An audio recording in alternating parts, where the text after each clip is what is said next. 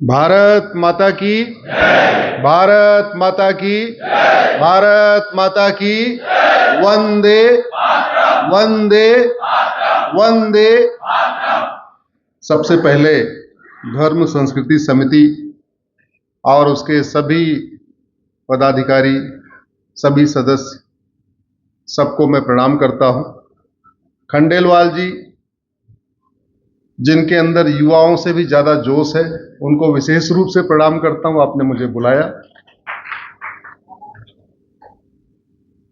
अब तक मंच पर उपस्थित और अब हमारे सामने बैठे आदरणीय बड़े भाई शर्मा जी, माननीय विधायक जी, बहन निवेदिता जी, परम स्नेही माननीय प्रवीण जी और उपस्थित सभी भाइयों और बहनों, मैं सबको प्रणाम करता हूं, सबको अपना स्नेह भेंट करता हूं। सुबह थोड़ी देर के लिए समिति के प्रमुख 12 लोगों के साथ चाय पे बैठने का अवसर मिला, तो सबको सुनने के बाद मैंने एक प्रश्न किया था कि अगर आपको एक दिन के लिए प्रधानमंत्री बना दिया जाए तो आप क्या करोगे। यहां बैठे होंगे 12 लोग जिनके सवाल है, तो मैंने कहा कि आप एक दिन के प्रधानमंत्री हैं, आपके पास पूरा अधिकार है, एक काम करना है, वो बताओ क्या करोगे। तो सबसे पहले कहां गए, हां, आपने कहा कि मैं जनसंख्या नियंत्रण कानून बनाऊंगा, हम दो, हमारे दो, सबके दो लागू कर दूंगा। दूसरे महानुभाव ने कहा हम भारत में यूनिफॉर्म एजुकेशन सिस्टम लागू कर देंगे, मुगलिया स्कूल बंद कर देंगे, अंग्रेजों के कॉन्वेंट स्कूल बंद कर देंगे, दोबारा गुरुकुल वैदिक शिक्षा व्यवस्था लागू कर देंगे। तीसरे महानुभाव ने कहा हम घर वापसी करा देंगे एक दिन के अंदर सबकी। चौथे महानुभाव ने कहा हम ऐसा कानून बनाएंगे कि सारे घुसपैठिए भारत छोड़ के भाग जाए। पांचवें महानुभाव ने कहा कि हम भारत में यूनिफॉर्म सिविल कोड लागू कर देंगे। छठवें महानुभाव ने कहा, मुझे लगता है ये शायद या तो माहेश्वरी समाज के होंगे, अग्रवाल समाज के होंगे, या तो जैन समाज के होंगे, इन्होंने कहा हम स्वरोजगार पे बल देंगे। कहां है वो? छठवें डॉक्टर साहब बैठे थे, उन्होंने बोला हम विदेशी चिकित्सा व्यवस्था जो इतना ज्यादा पूरे देश में हावी हो चुकी है, उसकी बजाय भारत की चिकित्सा व्यवस्था योग, प्राणायाम, आयुर्वेद, नेचुरोपैथी को प्रमोट करेंगे। सब एक एक दिन के प्रधानमंत्री का ये अपना सपना है। 9वें ने कहा हम योग प्राणायाम अनिवार्य कर देंगे। 10वें ने कहा हम गीता रामायण उपनिषद अनिवार्य कर देंगे। 11वें महानुभाव ने कहा हम यूनिफॉर्म, सबको इक्वल अपॉर्चुनिटी देंगे नौकरियों में। 12वें महानुभाव ने कहा ये जो फ्री बीज की रेवड़ी ओड़ी बट रही है, अनपढ़ अनाड़ी गंवार टाइप के लोग संसद विधानसभा में पहुंच जाते हैं, ऐसी व्यवस्था बनाएंगे कि सब लोग समझदार लोग पहुंचे, गुंडे बदमाश न पहुंचे, अलगाववादी कट्टरवादी न पहुंचे। इस 12 की 12 विषयों पे मेरी पीआईएल या तो सुप्रीम कोर्ट में पेंडिंग है तो हाई कोर्ट में पेंडिंग है।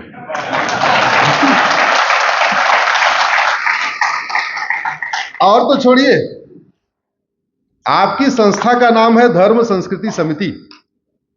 मेरी एक पीआईएल चल रही है कि धर्म और रिलीजन के बीच में अंतर बताया जाए, और कोर्ट ने केंद्र सरकार के गृह मंत्रालय, कानून मंत्रालय, शिक्षा मंत्रालय, संस्कृति मंत्रालय को नोटिस जारी किया है, जिसमें हमने मांग किया है कि बहुत बड़ा कंफ्यूजन क्रिएट हो गया है।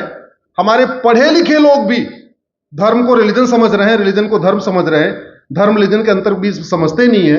वो धर्म को मजहब समझते हैं, मजहब को धर्म समझते हैं। इसलिए प्राइमरी के स्कूल में सबसे पहले धर्म क्या है, पंथ क्या है, धर्म क्या है, रिलीजन क्या है, रिलीजन का मतलब क्या होता है, धर्म का मतलब क्या होता है, इसको समझाया जाए। मैं एक लाइन में कह देता हूं, धर्म जोड़ता है, रिलीजन तोड़ता है। धर्म जोड़ता है, पंथ तोड़ता है। धर्म जोड़ता है, मजहब तोड़ता है। हिंदू धर्म है, बाकी सारे रिलीजन, पंथ। जिसको गूगल करना हो, धर्म रिलीजन अश्विनी उपाध्याय गूगल करिएगा, आपको मेरी पीआईएल का डिटेल मिल जाएगा।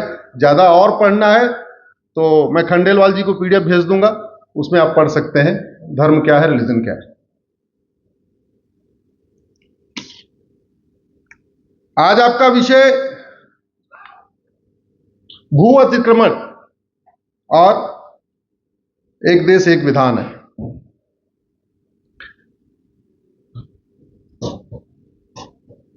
मैं वकील बनने के पहले इंजीनियर था और एक बात मैं पिछले 2024 वर्षों में मैंने अनुभव किया कि भारत की कोई भी समस्या विश्वव्यापी नहीं है और भारत की कोई भी समस्या लाइलाज नहीं है।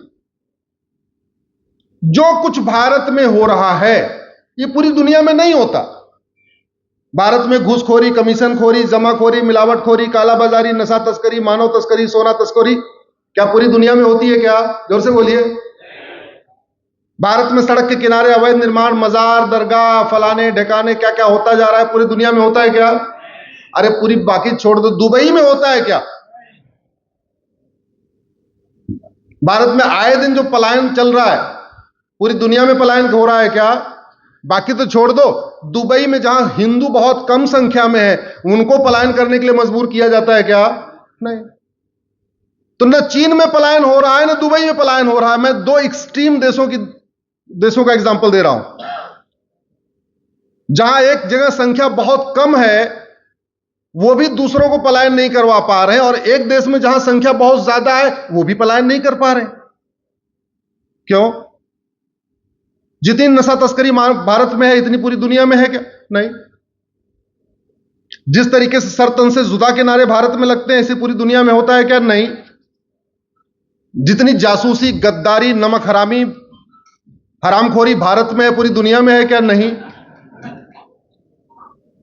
और भारत तो देवी देवताओं का देश है। भगवान श्री राम ने यहां जन्म लिया, भगवान कृष्ण ने यहां जन्म लिया, भगवान महावीर ने यहां जन्म लिया, गौतम बुद्ध ने यहां जन्म लिया, भगवान शंकराचार्य जी ने यहां जन्म लिया, स्वामी विवेकानंद जी ने यहां जन्म लिया। आप इतिहास उठा के देख लिए, चाणक्य ने यहां जन्म लिया। एक से बढ़कर एक चक्रवर्ती नरेश, एक से बढ़कर एक ऋषि, महर्षि, ज्ञानी। 100 लोगों के नाम पे हम लोगों का गोत्र चलता, वो सारे ऋषि महर्षि भारत में जन्म लिए। तो फिर और सिंगापुर में किसी ने जन्म नहीं लिया, जापान में किसी ने जन्म नहीं लिया, दुबई में किसी ने जन्म नहीं लिया। तो जो समस्या भारत में वहां क्यों नहीं है?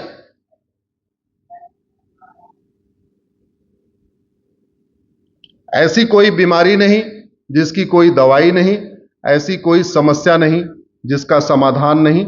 हर समस्या का समाधान है। लेकिन हम क्या करते हैं, एक तो समस्या की बहुत चर्चा करते हैं।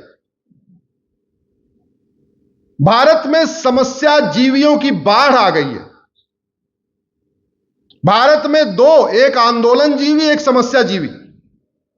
आंदोलन जीवी हर शहर के चौराहे पे आपको अपना तंबू वंबू लगा के बैठे हुए मिलेंगे, और दूसरा समस्या जीवी, सुबह से शाम तक समस्या, ये समस्या वो समस्या, लैंड जिहाद, लब जिहाद, फलाने जिहाद, फलाने जिहाद, फलाने जिहाद।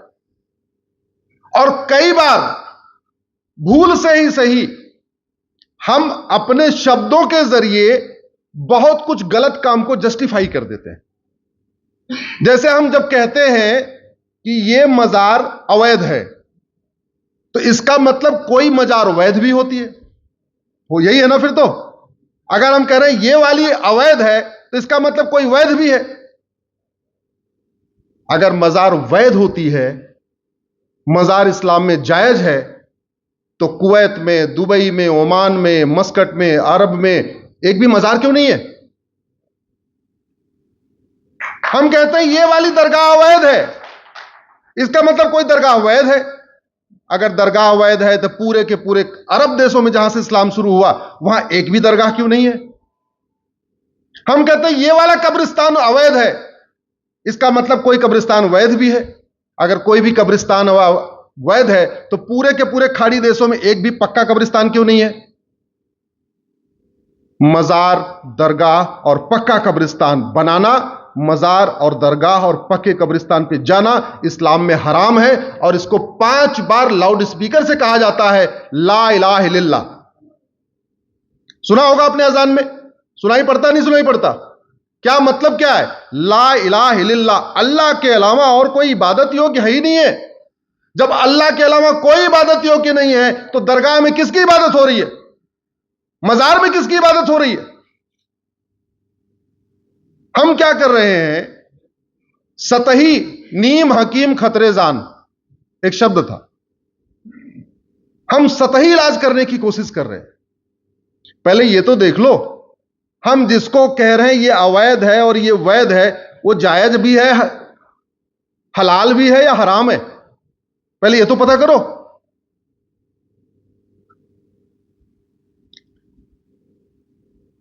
भारत में जब भी कोई हत्या होगी तो ट्विटर पे ट्रेंडिंग हो जाएगी, justice for Kamlesh Tiwari, justice for Kanhaiya Lal, justice for Umesh Kolhe. होता है कि नहीं होता?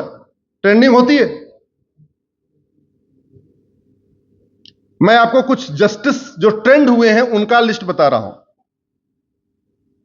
जब राजू की हत्या हुई तो ट्विटर ट्रेंडिंग हुई, कृष्णा की हत्या हुई, शिवम की हुई, बादल की हुई, नीलेश की हुई, कमलेश की हुई, गंगाराम की हुई, डॉक्टर नारंग की हुई, रतनलाल की हुई, अभिजीत की हुई, रामलिंगम की हुई, रिंकू शर्मा की हुई, ध्रुव त्यागी की हुई, चंदन गुप्ता की हुई, बंधु प्रकाश की हुई, रचित जाट की हुई, प्रियंका रेड्डी की हुई, अंकित शर्मा की हुई, दिलवर नेगी की हुई, हिना तलरेजा की हुई, टिंकल शर्मा की हुई, किशन भरवाड़ की हुई, अंकित सक्सेना की हुई, कमलेश तिवारी हुई, निकिता राजपूत हुई, कन्हैया लाल हुई, उमेश कोल्हे हुई। ये उन हत्याओं के मैंने नाम लिया है जिसके लिए बाकायदा ट्विटर पे ट्रेंडिंग हुई थी, जस्टिस फॉर ये, जस्टिस फॉर ये। किसी को जस्टिस मिला क्या? जोर से बोलिए जरा। देखिए भैया, भाषण देने नहीं आया हूं, मैं संवाद करने आया हूं, इसलिए अगर मैं कुछ पूछ रहा हूं तो पूरा उत्तर दीजिए। किसी को न्याय मिला? इसका मतलब हमने ट्विटर ट्रेंडिंग ही गलत किया। हमें करना था just Twitter trending police reform के लिए, हमें ट्विटर ट्रेंडिंग करना था जुडिशियल रिफॉर्म के लिए, हमें ट्विटर ट्रेंडिंग करना था एडमिनिस्ट्रेटिव रिफॉर्म के लिए, हमें ट्विटर ट्रेंडिंग करना था जस्टिस विद इन ईयर के लिए, हमें ट्विटर ट्रेंडिंग करना था घटिया कानूनों को बदलवाने के लिए, हमें ट्विटर ट्रेंडिंग करना था गुलामी की पुलिस व्यवस्था को खत्म कराने के लिए, हमें ट्विटर ट्रेंडिंग करना था गुलामी की न्याय व्यवस्था को बदलवाने के लिए। हम क्या हुआ, एक एक व्यक्ति के लिए जस्टिस जस्टिस जस्टिस कर रहे हैं और किसी को जस्टिस नहीं मिला। अरे व्यवस्था ठीक हो जाएगी, जस्टिस अपने आप ठीक हो जाएगा।